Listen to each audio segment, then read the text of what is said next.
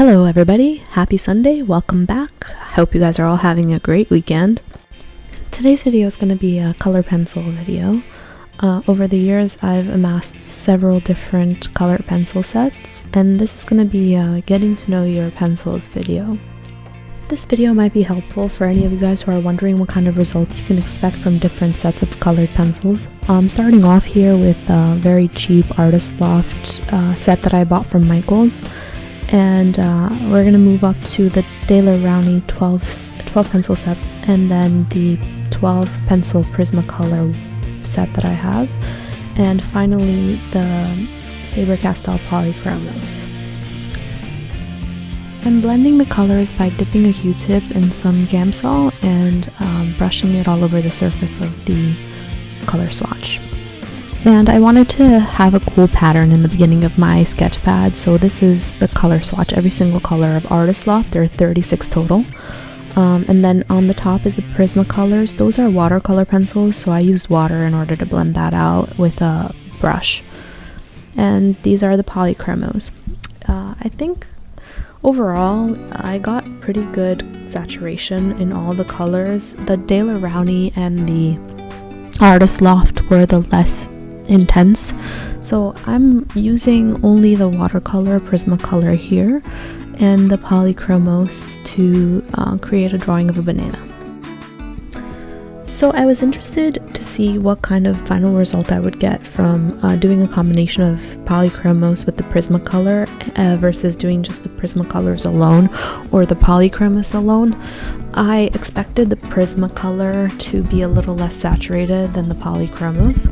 So what I did for the first one was I was trying to establish the base layer of color for the banana, and I just very lightly shaded in the banana with some yellow for the body. I used a little bit of brown, burnt sienna type brown for the underside because the light is shining from the top of the banana, so you'll see lighter colors in the very middle, and then the underside of the banana will look a little bit darker.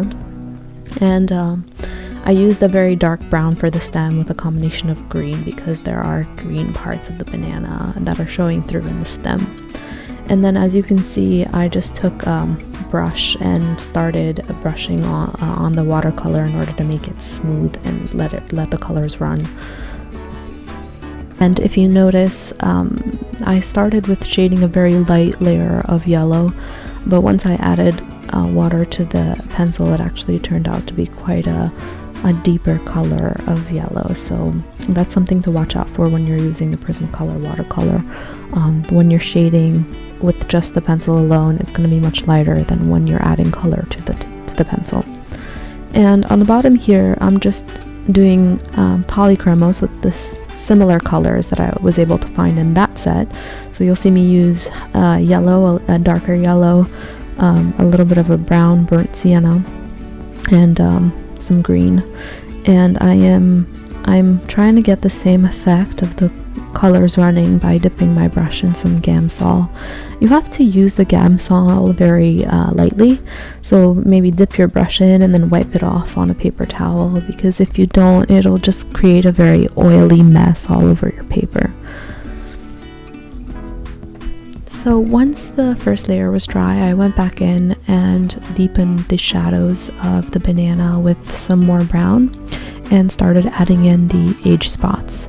And in order to get a more intense color, what I did was I took the brush, a wet brush, and I brushed the actual tip of the pencil before I made my marks, and that gave me that more intense color that you're seeing right here on the paper.